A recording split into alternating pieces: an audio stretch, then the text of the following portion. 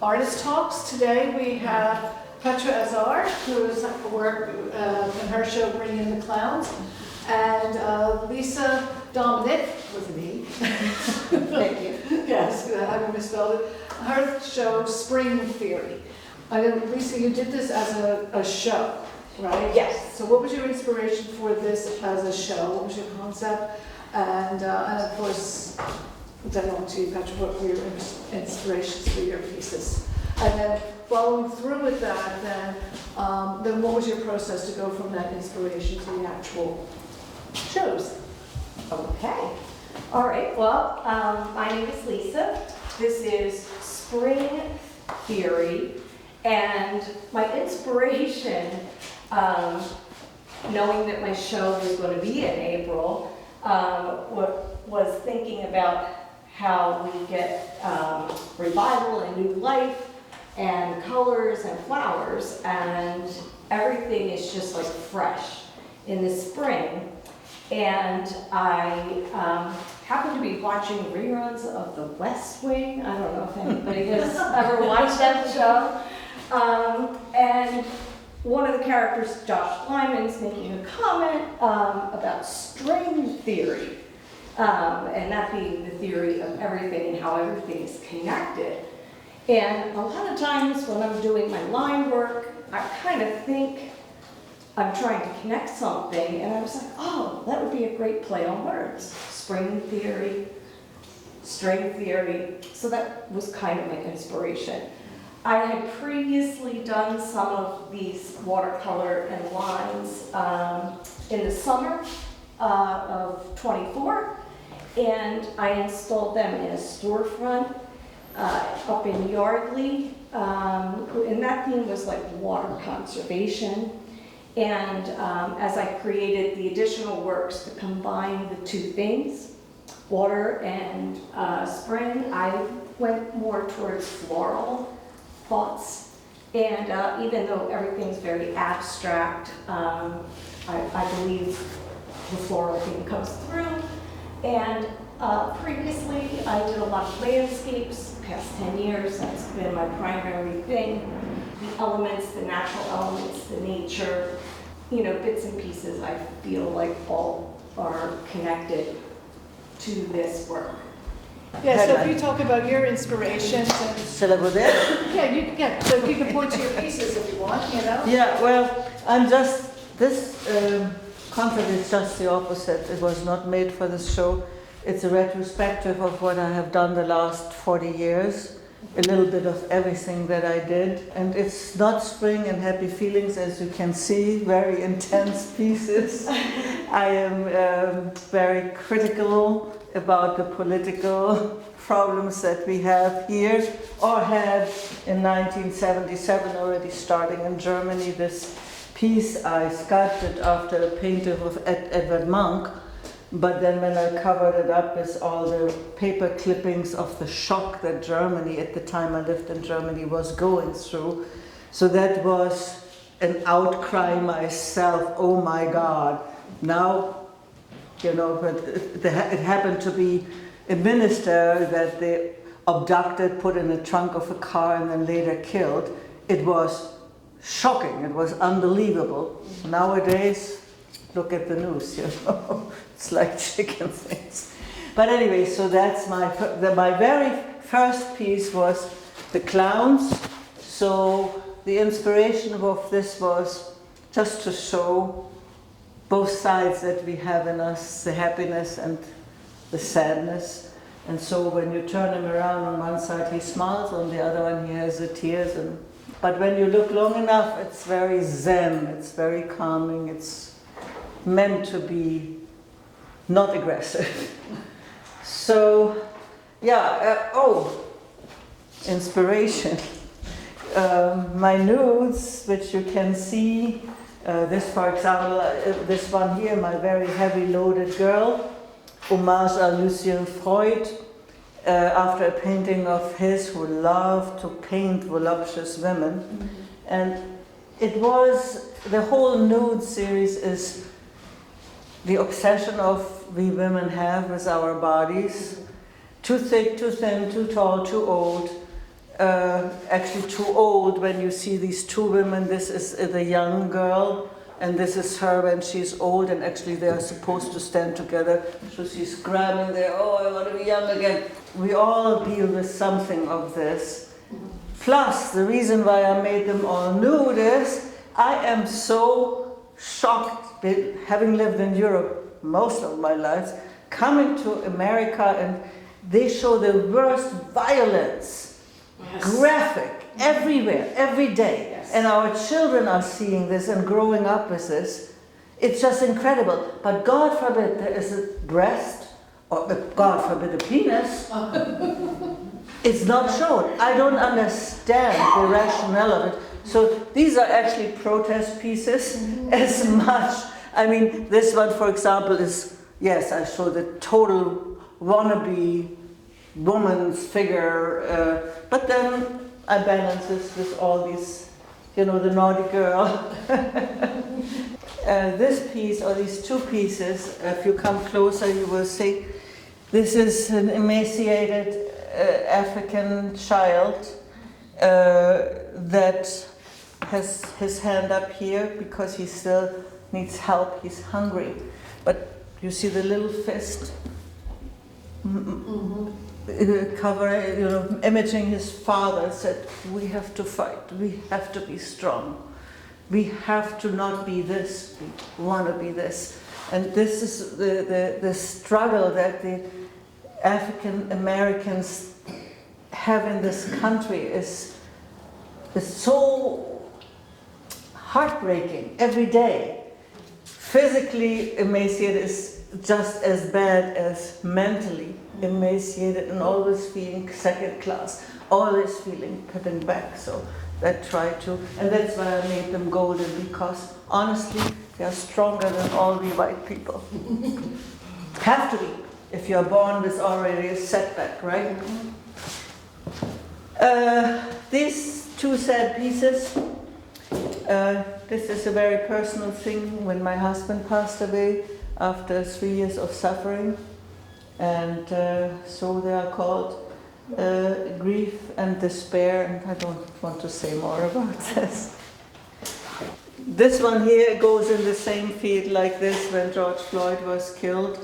Again, it was one of the moments where we all were shocked, and when you look years later, nothing has changed. Actually, yes, it's going to the worst now. So the police, this red thing here is the police foot on his back. And my protest here.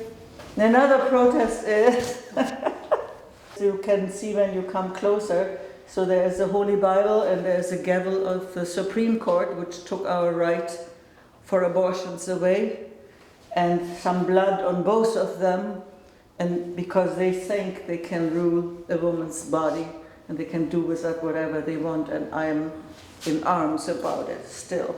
I made it when actually the rights were taken away from us officially, but it has, from there it has gotten even worse. I don't know what piece I have to make to show how much worse it is today.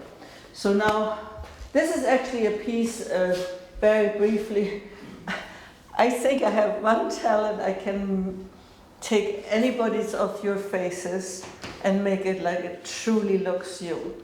And I think it's something that is, a photograph is a photograph, and but if you can touch it and you can say, man, this is how I looked then and there. It's fun for me, and it's fun for the people who order one, who want to buy one to make them last. At least in clay. Your chance of immortality. So this one, another one, a sad piece, because this is a father and son. This is a mother and her son, her black son. I didn't make it black because I didn't want to be, it's so obvious, but same thing, it's a pietà, the American pietà. It's so many children are dying out of hunger, drugs, mistreatment, all of this. So no, actually, finally something good. This is love. It's called the Tree of Love, and this is the way how I really believe if you have a strong love, it has roots, and you grow and you grow and you grow, and you become literally one, inseparable, because these roots will hold you together no matter what comes. This one was very, very, also I think before, this was my very first piece, and this is called The United Heart, same idea, to show how people come in together in love. They are not, you cannot even tell apart where one face starts and the other ends, and then together they build a heart, or if you turn around, you could see it at the butt. The clays you use, I'm using this, now I'm careful. This clay is this self-hardening clay. And I actually have pieces where maybe a little finger, like because I work very detailed and like very realistic terms, this finger breaks up, I can fix it. I can also work longer times on it. If I finish at 4 o'clock in the morning, I put something over it to keep it a little moist. Next morning I can go again.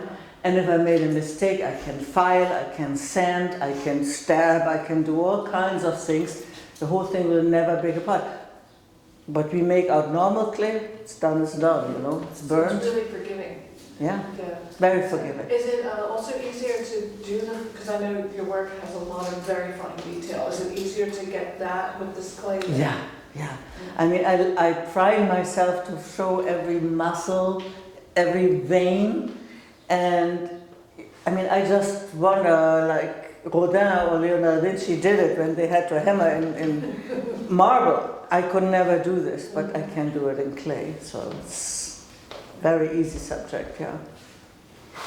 And so why the title? Why the title? Because I think people who love art, they have such an open heart for seeing both sides of the world, of the feelings that we have.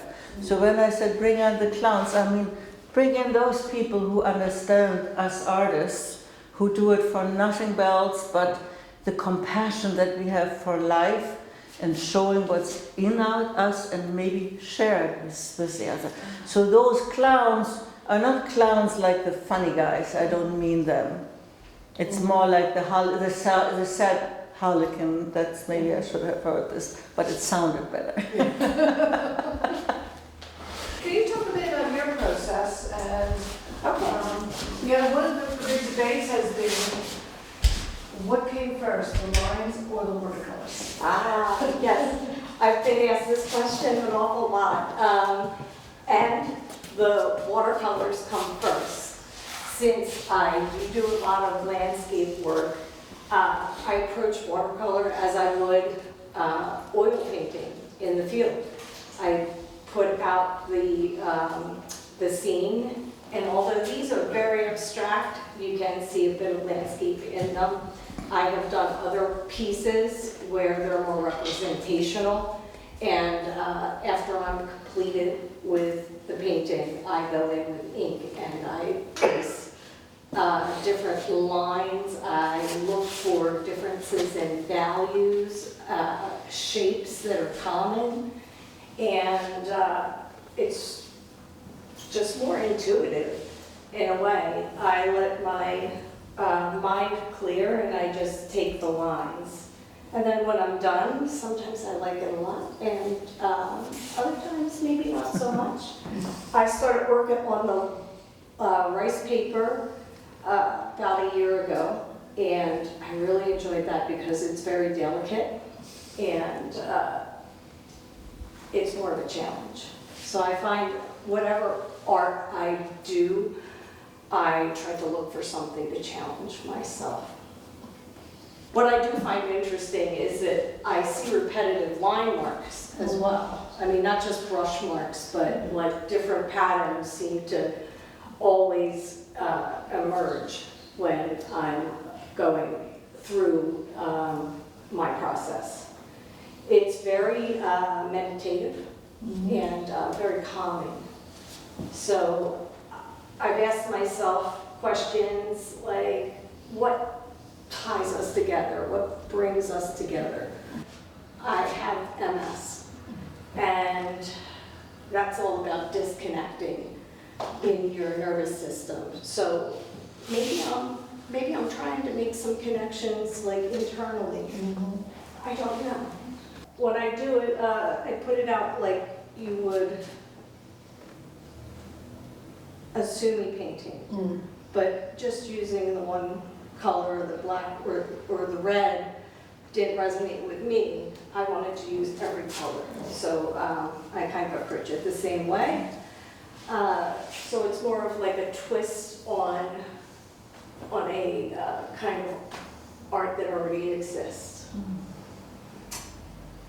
What's interesting, yeah, that helps. And what's interesting is because you say you do the ink lines afterwards, and Matt Slay, one of our other members, he has a couple of pieces here in the gallery. He does just the opposite. He does the ink, pen and ink drawings first, and then he does the watercolor overlays. Yeah. So it's kind of interesting to see, the effects of the two. Yeah. In some ways, I feel like the different splashes of color and then going in with the lines is kind of me trying to put it back into order. So, life is chaos, Yeah. and this is maybe my attempt to make sense of it in a way. And that this is what resulted. And also Clem, our other watercolors, he says he loves watercolors because they're like cats, you can't control it. It does its thing. Yeah. But so it's almost like, all right, I'll let you have your play, and now I'm going to bring you back together.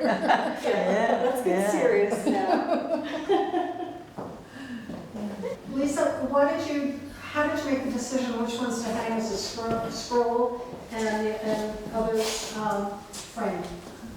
Because it is rice paper, it's very fragile.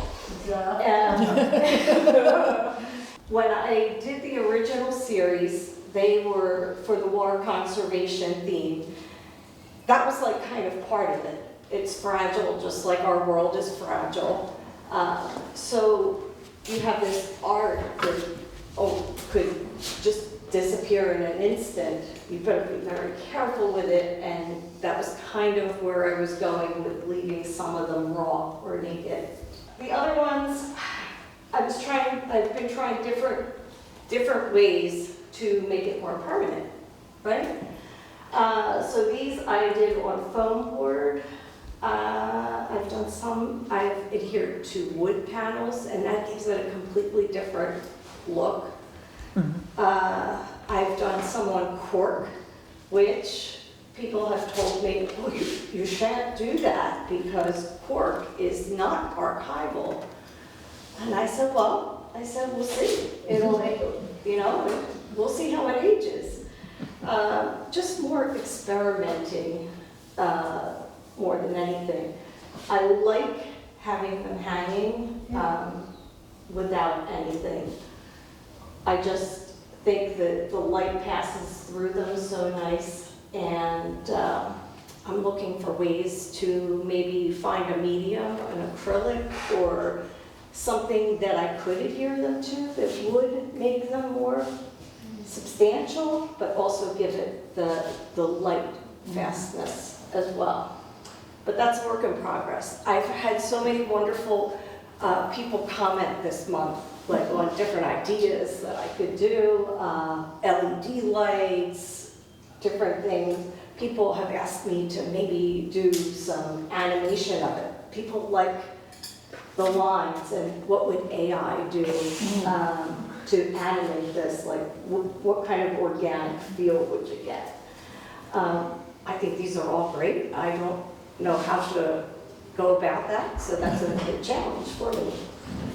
That's interesting because these pieces right here that are in front of me, I can see these pictures of the face and where they're looking like they're alive already, Yeah, it's fun. It's really fun. and also to give them like a little three-dimensional feel. You would, because of course I saw your show in Yardley, right? Yes. Yeah. And when you had them in the window, the light effect was amazing. Yeah, I mean the translucence and and because you had them facing outwards, but even inside it was almost hard to tell at times. Yeah. That it was actually you're looking at the back of the painting, not the actual painting itself.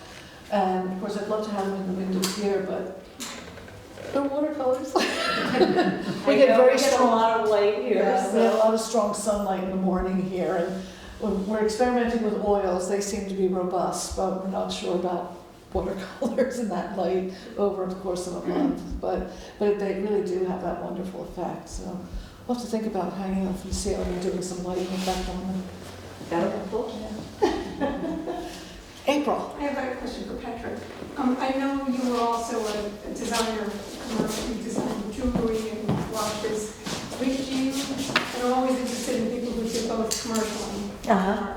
Do you see them as one growing out of the other, or do they have things in common that are important to you? With the exception of the bronze piece, which was when I was very young and very much in love, and then years later, when my son was born, there's different kinds of loves that you have for your husband and for a child. But in the end, both of them are the extremely beautiful uniting of two souls, two lives. So I said, this is when I was just crazy in love with my husband, right?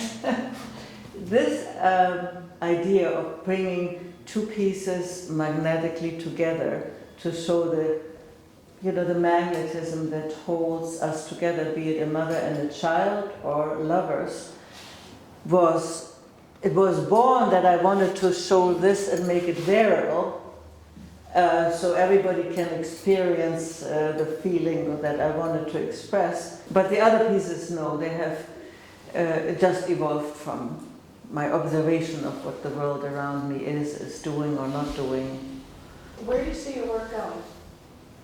You know what? After I heard several times, ooh, this is really very intense, since we have the full exhibition, I will try to be not so opinionated in the political area where there's so much to say nowadays.